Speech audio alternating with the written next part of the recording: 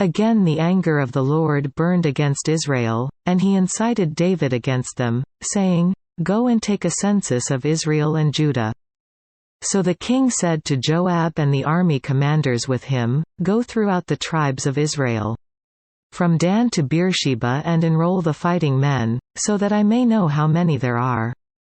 But Joab replied to the king, "May the Lord your God multiply the troops 100 times over, and may the eyes of my lord the king see it. But why does my lord the king want to do such a thing?" The king's word, however, overruled Joab and the army commanders, so they left the presence of the king to enroll the fighting men of Israel. After crossing the Jordan, they camped near Aroer, south of the town in the gorge, and then went through Gad and on to Jazer. They went to Gilead and the region of Tatam Hodshi, and on to Dan Yon and around toward Sidon. Then they went toward the fortress of Tyre and all the towns of the Hivites and Canaanites. Finally, they went on to Beersheba in the Negev of Judah. After they had gone through the entire land, they came back to Jerusalem at the end of 9 months and 20 days. Joab reported the number of the fighting men to the king in Israel. There were 800,000 able-bodied men who could handle a sword, and in Judah 500,000. David was conscience-stricken after he had counted the fighting men, and he said to the Lord, "I have sinned greatly in what I have done. Now, O Lord, I beg you, take away the guilt of your servant. I have done a very foolish thing." Before David got up the next morning, the word of the Lord had come to Gad the prophet, David's seer. "Go and tell David, this is what the Lord says, I am giving you 3 options. Choose one of them for me to carry out against you."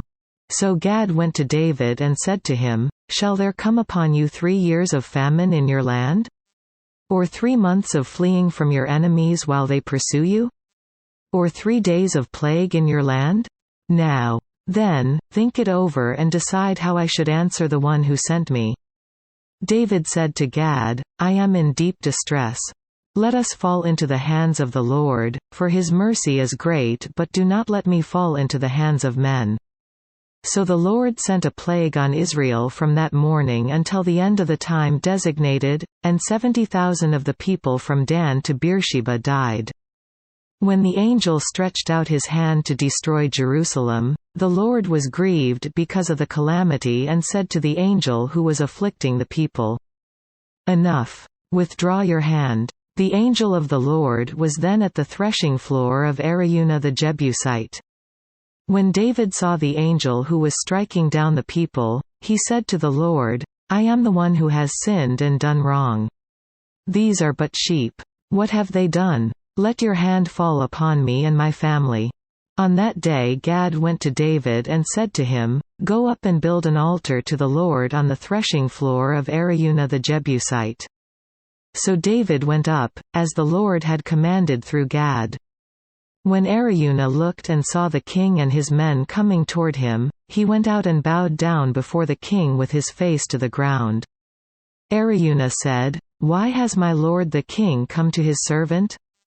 "To buy your threshing floor," David answered, "so I can build an altar to the Lord, that the plague on the people may be stopped." Araunah said to David, "Let my lord the king take whatever pleases him and offer it up. Here are oxen for the burnt offering, and here are threshing sledges and ox yokes for the wood." "O king," Araunah gives all this to the king. Araunah also said to him, "May the Lord your God accept you." But the king replied to Araunah, "No, I insist on paying you for it. I will not sacrifice to the Lord my God burnt offerings that cost me nothing." So David bought the threshing floor and the oxen and paid 50 shekels of silver for them.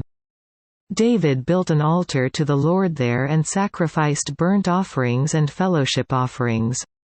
Then the Lord answered prayer in behalf of the land, and the plague on Israel was stopped.